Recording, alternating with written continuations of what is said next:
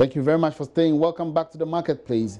Now, the country's debt stock, as expressed in percentage terms, would not cross the dreaded 70% mark by the end of this year. Latest IMF Fiscal report showed that it will reduce marginally. There's more in the following Business Desk report.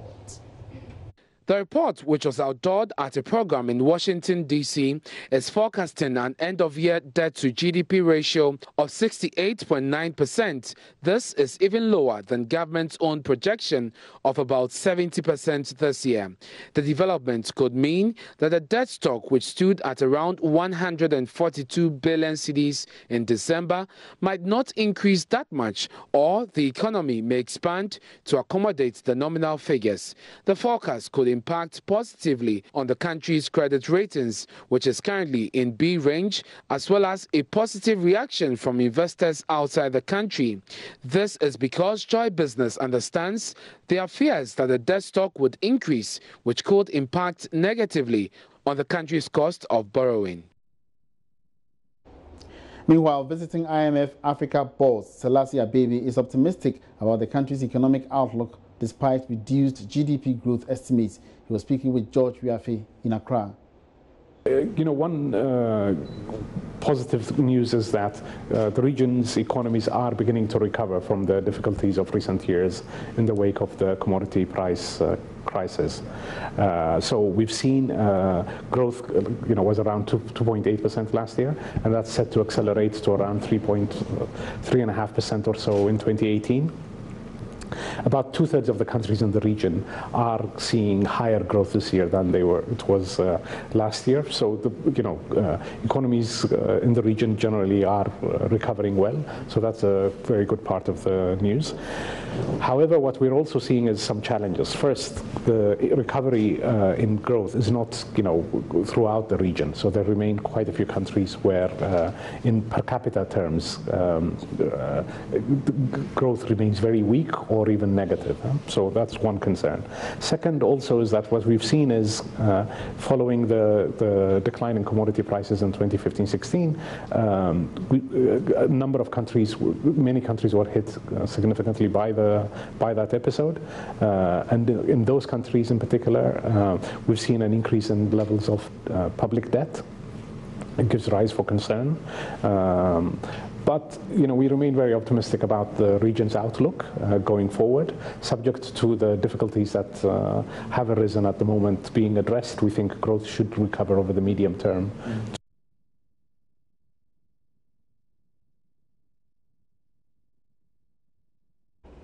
The Commissioner of Insurance, Justice Yaufori, has revealed that price undercutting by some insurance companies is undermining the move to increase capital level from the current 15 million Ghana cedi.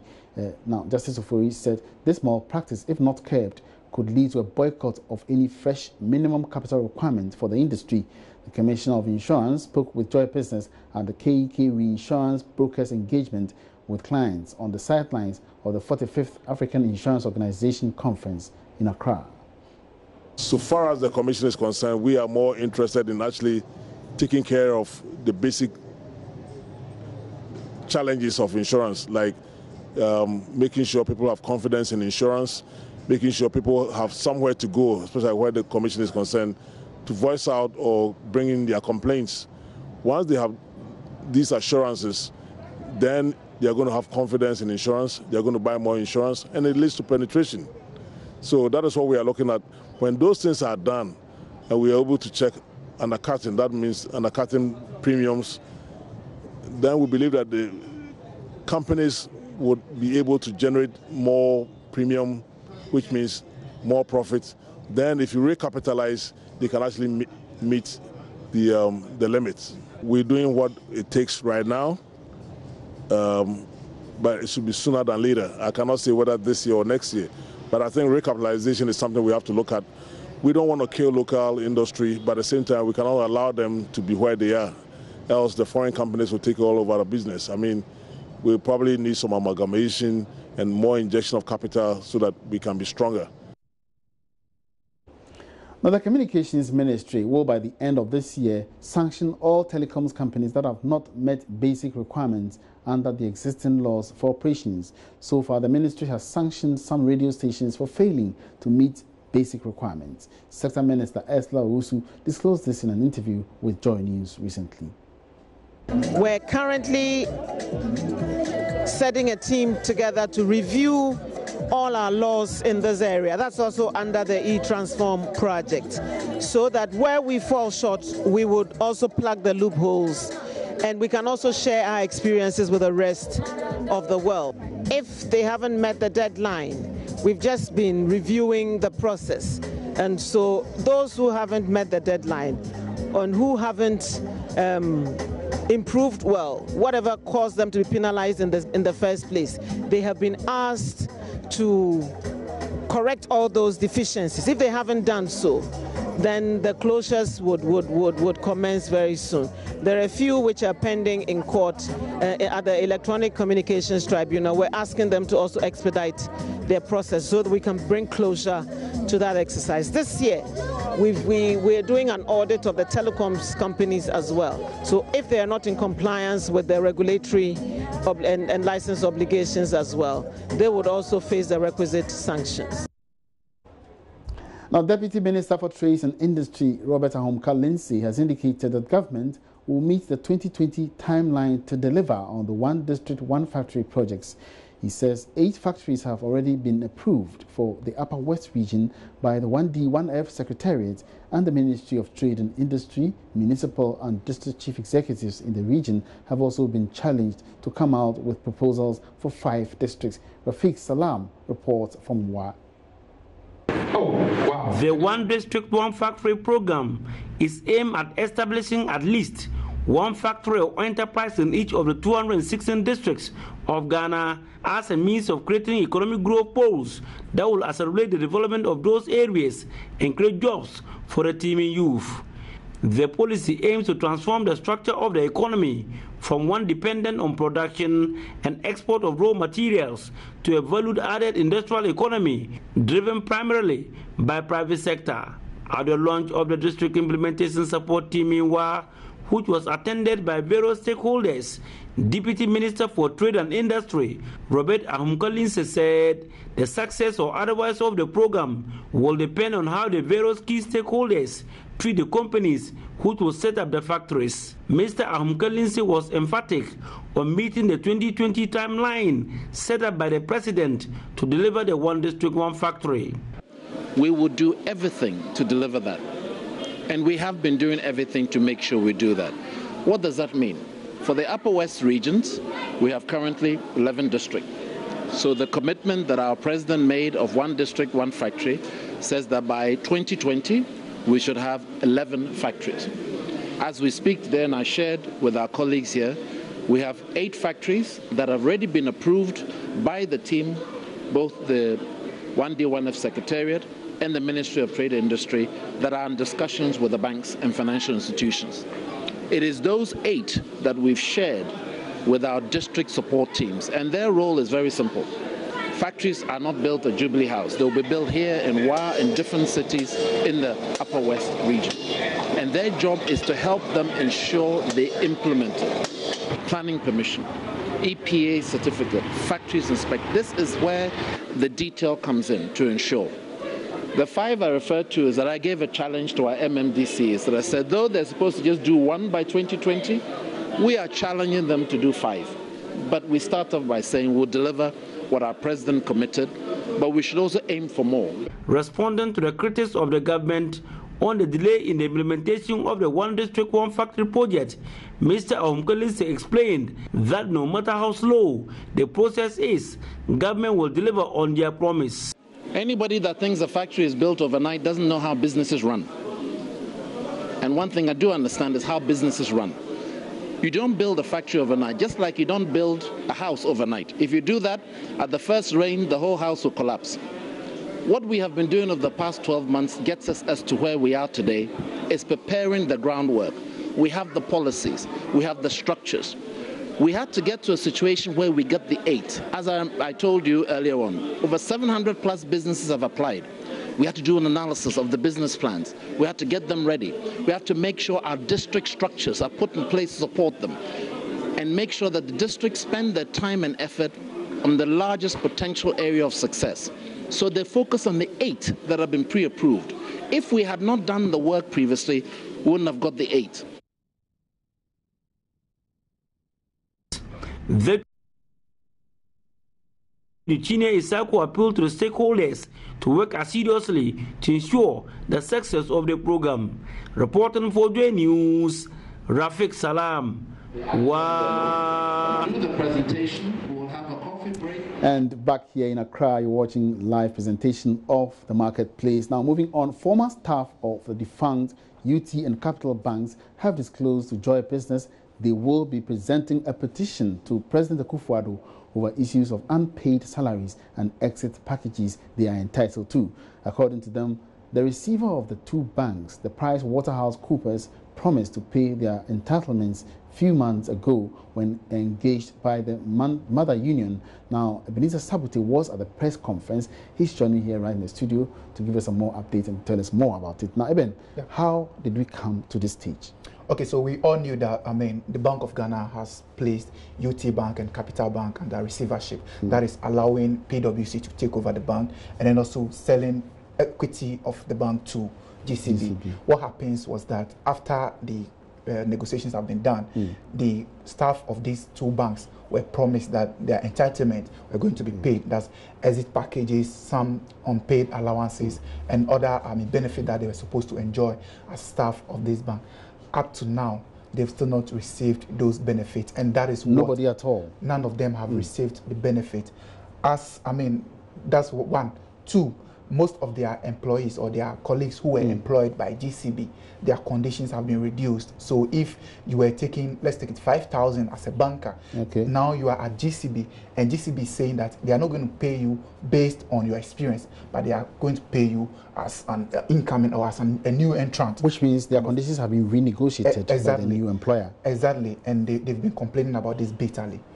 Now, so what is Pricewaterhouse telling them, or what has it told them so far? Okay, so according to them, with their engagement with PricewaterhouseCoopers, they say they are still in the process of, auctioning the properties of these two banks. That is one. Two, they were expecting some money also from the bonds that the government promised to issue and order. Yes. Okay. So they were going to pay them.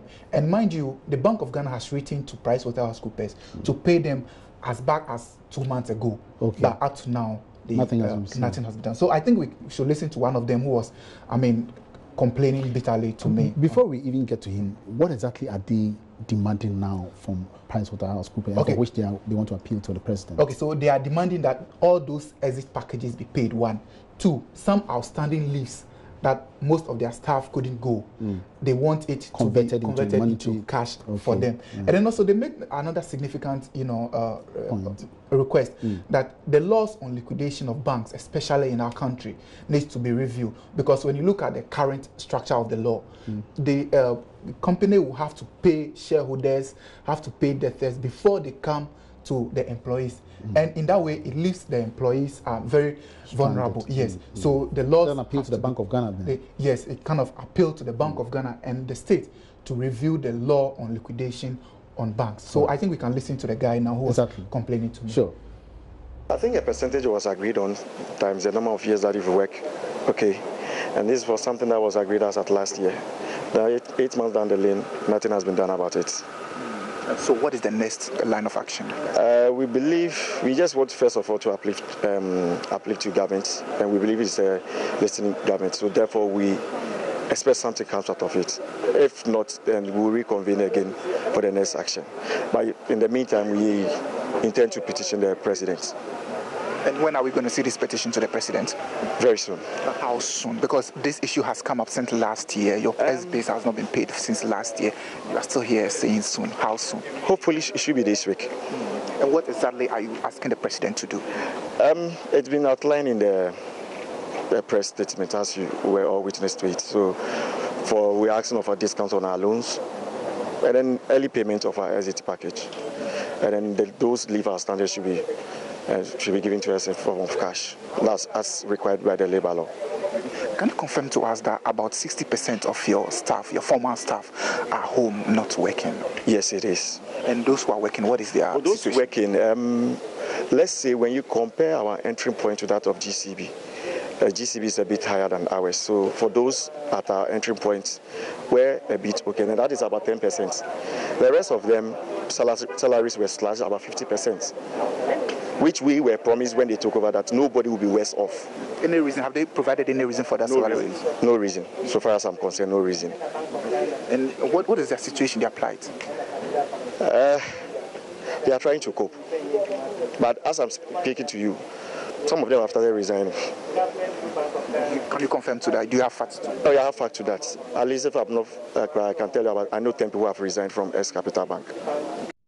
All right, so that was the plight of a frustrated, former staff of either UT Bank or Capital Bank, and for which we are discussing this topic right here. But now, Eben, tell me, what has happened to their, re-employment into other banking sector? Are they not, making an attempt to get into?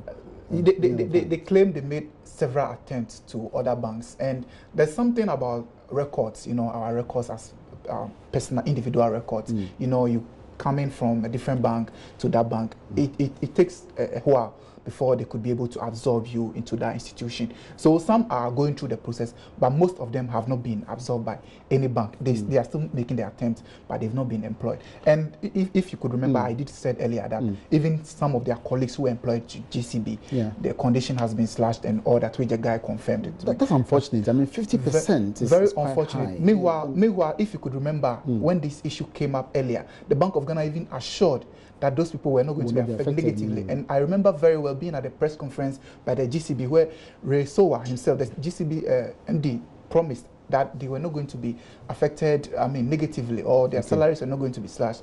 So I find it weird a bit when I heard a story about the guy. But we hope that whatever petition they will send to the presidency will be attended to and the apply to be answered. Thank you very much, Ebenezer Sabote, for that update, and my colleague Ebenezer Sabote bringing us up to speed with developments at the press conference that was held by some former staff of UT and Capital Banks with regards to their unpaid exit packages and exit severance awards.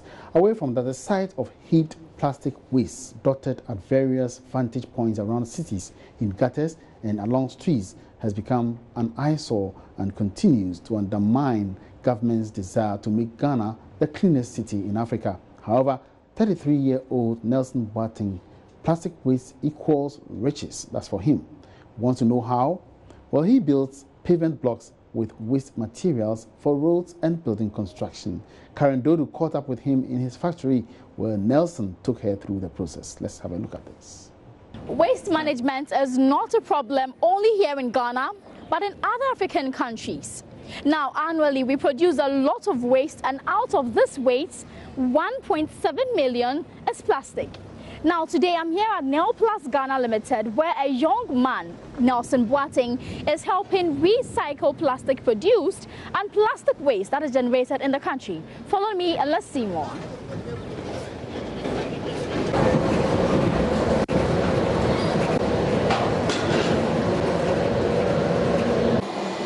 So this has created a big business opportunity for Nelson and his over 60 direct staff and 500 indirect staff. Seeing Nelplus, his company, as a contributor to the tons of plastic waste in the country, he came up with a way to help solve the problem. During 2015, 2016, where the government was threat the plastic industry, like they want to ban it, that moves me there because I have 63 workers directly, indirectly is over 500, and they solely depend on me. That I cannot just say, oh, they ban the plastic, so everybody should go home. I have to find a different way to keep the workers working and to keep the job moving. That is how come I came about with this. 33-year-old Nelson has been producing these eco-friendly blocks since February 2017. All he uses for the blocks are sandy soil and plastic waste. Not only is it 60% cheaper than the usual cement block, but also 10 times stronger. With these blocks, they are very cheap, and the durability is higher than the normal concrete block we have. It has been tested in Ghana Highway Authority, and we had 410 Newton. But when we increase our mixture, that's the plastics, we are going to get more than what we had the previous time. Okay, cost-wise, how better is this than the payment blocks, the regular ones we know? These blocks are 60% cheaper than the normal blocks that we have. When you say 60%, how much? With this one, we compare it with the normal bricks, the rectangular one. And that one, 4.5 of that will be one of these. And 4 of that one will be around 7 Ghana cedi. While this one is 3 cedi 50 pesos for the main roads. Then the house is 2 cedi 50 pesos. So these are freshly pressed, what I call eco-friendly blocks. Now this is 30% plastic, 70% sand. Now that's dependent on where you'll be using it. This one is going to be used for homes and places where there'll be less pressure. But I'm sure the quantity would be more for roads. Now these ones are quite warm, unlike the one there. Now that was made some days ago and it's very heavy. Now let me try and lift this up and see. It does not even break. Now that is the effect of the plastic in it.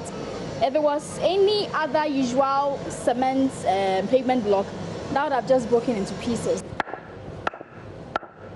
With the knowledge he gathered during his teen years as a factory hand in a plastic manufacturing company, Nelson managed to build this machine that melts the sand and plastic mixture to form the paste for the block production.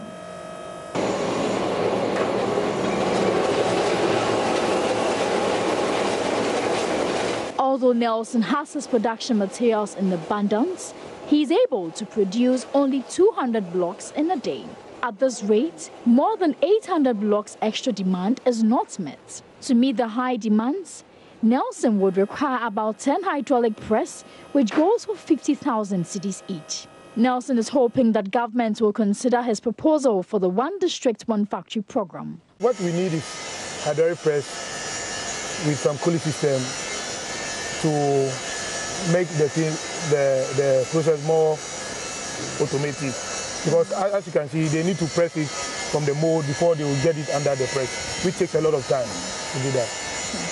Have you heard from government? Has government offered any assistance looking at its drive towards the One District, One Factory program? Have you heard from government in any way? Firstly, we applied for the One District, One Factory for the polybag side. And about some few weeks ago, we had the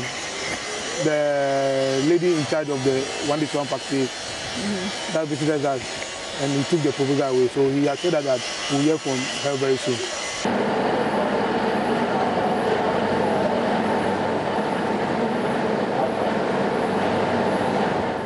For now, Nelson depends on revenue from his plastic bag business to help sustain the brick business. When he expands his business, he is hoping to add roofing tiles to his list. Perhaps like Nelson Boateng, government should appreciate that the only way to save our environment is by recycling the plastics we produce, especially when Accra in recent times has been touted the dirtiest city in the world.